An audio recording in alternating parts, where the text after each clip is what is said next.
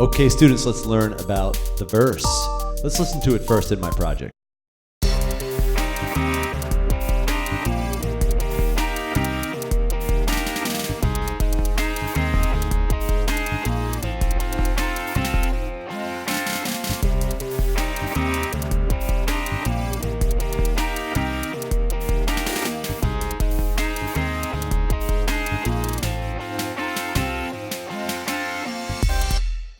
Okay, cool. It's got a different feel, but it also has a different key, which means I chose the key of A. Let's check all these loops. I'll do some quick searches and show you. House return, there it is, key of A. I bet you the other ones are in the key of A too. We know that that's how we make them fit nicely. Main attraction, there it is, key of A. Reflex rhythm guitar, boom, key of A. What's the point? The verse should have a key change. Okay, let's listen to this again, and I want to point out the crash cymbals below here.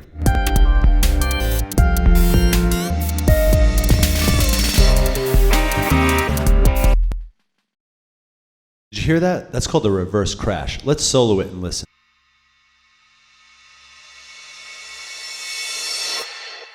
Pretty cool. And that's going to really help us get into the next section, especially when we add the drummer and we increase the fills, which will really push us from section to section.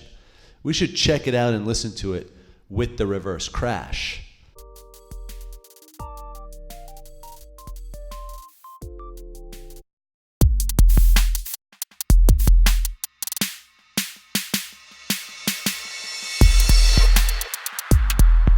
Well, that certainly launches us into the chorus, and then we see it in the piece launching us from section to section. We're going to learn how to make this reverse crash in a minute, but let me just show you something. Oops, I should name my tracks. I'll do it in super high speed. Remember, always name those tracks. Okay, so here we are. I opened up automation, and you'll see I've got some things automated here, and I automated the pan setting. You know, pan moves the sound from one ear to the next, remember. Let's listen.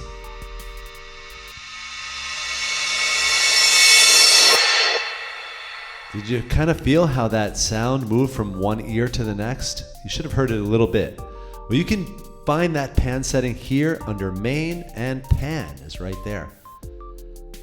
Let's learn how to do the reverse crash from a different project. Let's check out the reverse crash. Once again, lots of info coming up here, so let's pay attention. I want to drop a reverse crash cymbal right before my break. In the loops browser, I can search for a crash cymbal, CYMBAL, and I see I have a bunch. I'll just choose one, and I'll drag it into an empty area, and I see I have my cymbal. If I double click that and go to File, Functions, I see Reverse is grayed out. That's not good. But all I need to do is right click on that, and we're going to export this as an audio file to our desktop. Okay, so choose desktop and make sure this is a CAF file and click export. Now you can delete that media and go to File, Import, Audio File. Look for that crash cymbal and simply open it or import it into your project. Now when I double click on it and go to File, Functions, I can reverse it.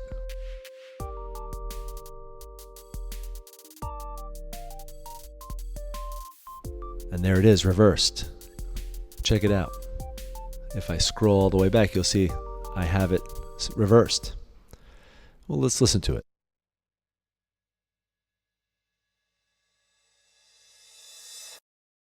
Cool, a lot of silence. So in super high speed, I'm going to just make some adjustments, make it a bit shorter, move it over to my area. All right.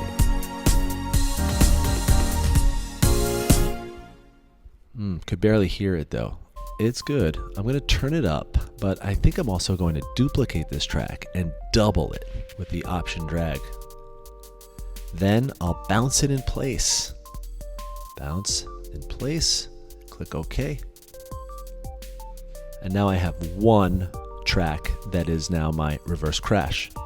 Do a little editing to this file, make sure it's sized up right, and we can hear it with our project. Let's check it out. All right, well, that was from Core Project 2, but let's listen to how it sounds in Core Project 1.